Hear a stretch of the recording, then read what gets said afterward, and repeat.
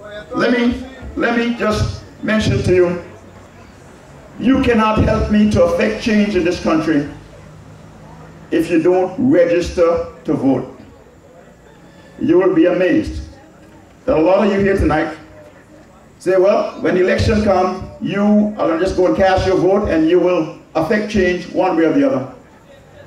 If you check the voters registration list, you will discover that there's a good chance that your name is not on the voters registration list. Last election, we had something like 1,700 people registered in constituency number 3. We now have just over 1,000 people registered in constituency number 3. Yeah, they're taking off for sure. It's an issue. It's an issue that needs to be addressed. And I would urge you, as a citizen of this country, that you need to prepare yourself to exercise your democratic right and bring about whatever change you want to have in this country. It's your democratic right. I'm now going to move on and speak to you very briefly about the issues of culture. The rest of the world would have known very little about Bob Marley if it was not for reggae music. The rest of the world would have known very little about reggae music. The rest of the world would have known very little about Jamaica without Bob Marley. We need to recognize the importance of culture as a product, as part of our diversification of our economy.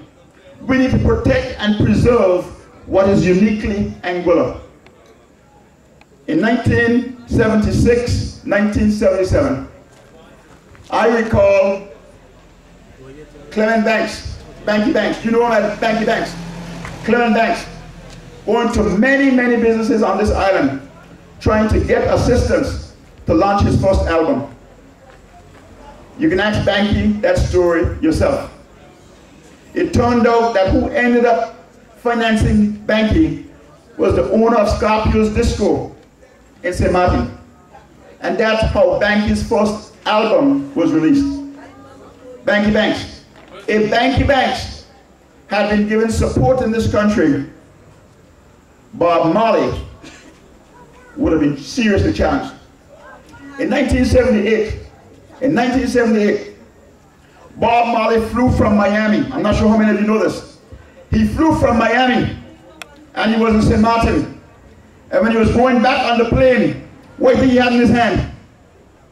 Banky's album. Banky's album. Bob Marley took Banky's album on the plane with him. He saw Banky as a real threat. But what we didn't see, we did not see Banky as a real product. We did not see Banky as a real product. And there's lots of talent in this island. A lot of talent in this island. I remember as a little boy, I saw Terry somewhere around there. I saw Terry playing a guitar behind his back. I've never seen that done anywhere else in the world, and I've traveled all over the world.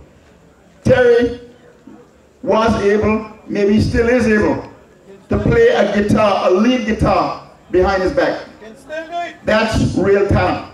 But we don't protect and preserve our talent. What we do, we call each other down, we stand on each other's throats, and we try to crush each other. If we are going to move this country forward, we got to value every treasure of this island. You are our best assets, not the roads. The human capacity is what is important to develop in this country. So we got to bring about change in our culture. And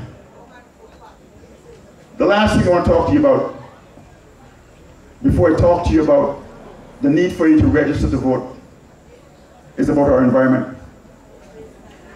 We have major challenges that we got to deal with in this island with respect to the environment. We have major issues with coastal erosion, and I've never heard anybody in this country in government talk about it. I've had occasion, many occasions, to meet with the governors over the years. And when they ask me, what do you consider to be pressing problems in Anguilla?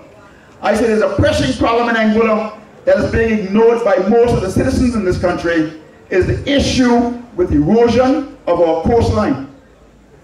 In a lot of countries, people go at length to protect the coast. That's all we have.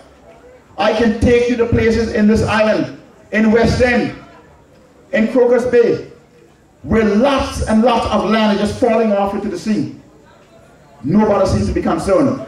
All we need to do is to have an access that comes into the low-lying area of this country, and you'll see how quickly we lose Angola. You need to go up to Mimi Bay and see what's going on up there. It's not long, if we don't address these things, that there will be no island to protect. We have issues in this island with the topsoil because it is overgrazed by animals, etc. The topsoil is washing away into the sea. Go down to Crocus Bay after heavy rain, you'll see what happens. Topsoil is limited, it's finite. And if we don't address the issue of erosion, we're not going to have much of an island long from now. We have issues where chemicals are being placed on plants, and on the Gulf Coast in particular, that is seeping into the ocean and destroying the coral around this island. When the coral is destroyed and they're broken down, and then there are hurricanes, the sea comes right ashore. What does it do to our island? It destroys our island. These things are serious. Our fish is all but depleted from the near shore. We're doing very little about it. If we don't address it, your children, your grandchildren, your great-grandchildren will find that fish is going to become a rarity. These are real issues that we need to address as a nation. So as I speak to you, my fellow Angolans, I want you to understand that where I sit, I want to make myself available to serve this country. I want to make myself available to serve this country at the highest level. I don't stand in front of you and boast about what I have achieved in terms of success in the job and the like. I want to speak to you about how I'm prepared to roll up my sleeves and commit to serving this country faithfully in the capacity as an elected official in this country. Before I leave you tonight, I again want to urge you, to register to vote. You will do very little for the country. You will do very little for me if you're not registered to vote in terms of being able to affect change in this country. Ladies and gentlemen, I thank you. Have a good night.